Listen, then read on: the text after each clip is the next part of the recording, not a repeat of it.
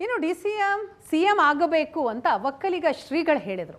ಅವರ ಮಾತಿಗೆ ಬಹಿರಂಗವಾಗಿಯೇ ನಿರ್ಮಲಾನಂದ ಶ್ರೀ ಕ್ಷಮೆಯಾಚಿಸಿದ್ದಾರೆ ಕುಮಾರಸ್ವಾಮಿ. ಅಂದರೆ ಒಕ್ಕಲಿಗ ಶ್ರೀಗಳ ಮಾತಿಗೆ ವಿರೋಧವನ್ನ ವ್ಯಕ್ತಪಡಿಸಿದ್ರು. ಈಗ ಬಹಿರಂಗವಾಗಿಯೇ ನಿರ್ಮಲಾನಂದ ಶ್ರೀ ಕ್ಷಮೆಯಾಚಿಸಿದ ಕುಮಾರಸ್ವಾಮಿ. ಅತಿ ಹೆಚ್ಚು ವಿದ್ಯಾವಂತ ಮಠಾಧೀಶರು ಅಂತಂದ್ರೆ ಅದು ನಿರ್ಮಲಾನಂದ ಶ್ರೀಗಳು. ಇಂತಹ ಸ್ವಾಮಿಗಳು ಇಲ್ಲಿಗೆ ಬರಬಾರದು ಅಂತ ನಾನು ಹೇಳಿದ್ದೆ. ಅಗೌರವ ಆಗಬಾರ್ದು, ಅವರನ್ನ ಬಳಸಿಕೊಳ್ಳಬಾರ್ದು ಅಂತ ಹೇಳಿದ್ದೆ.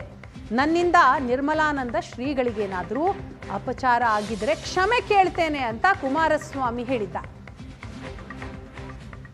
ಆಮೇಲೆ ಇನ್ನೊಂದು, ನಾನು ಪ್ರಮುಖವಾಗಿ ಪರಮ ಪೂಜ್ಯರಲ್ಲಿ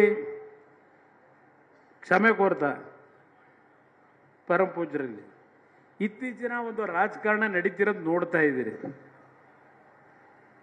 ಪ್ರಥಮ ಬಾರಿಗೆ ನಮ್ಮ ಪರಮ ಪೂಜ್ಯರು ಹೇಳಿದಾಗ ಇನ್ನೊಂದು ಮಠದವರು ಕಾಮೆಂಟ್ಸ್ ಮಾಡಿದ್ರು.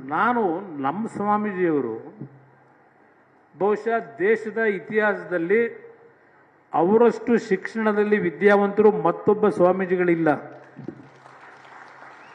ಅವರಲ್ಲಿ ಒಂದು ಒಳ್ಳೆಯ ವಿಚಾರಗಳನ್ನು ಜಾರಿಗೆ ತರತಕ್ಕಂಥ ನಿಟ್ಟಿನಲ್ಲಿ ಅವರದೇ ಆದಂಥ ಒಂದು ವಿಷನ್ಗಳನ್ನು ಇಟ್ಕೊಂಡಿದ್ದಾರೆ, ಕಲ್ಪನೆಗಳನ್ನು.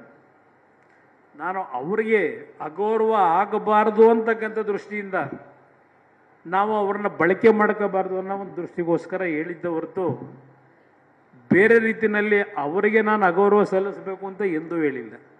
ಇನ್ನು ದೊಡ್ಡ ಸ್ವಾಮೀಜಿಯವ್ರಿಗೂ ನಮಗೂ ಸಂಬಂಧ ಪಾಪ ಗೊತ್ತಿಲ್ಲ ಕೆಲವರಿಗೆ.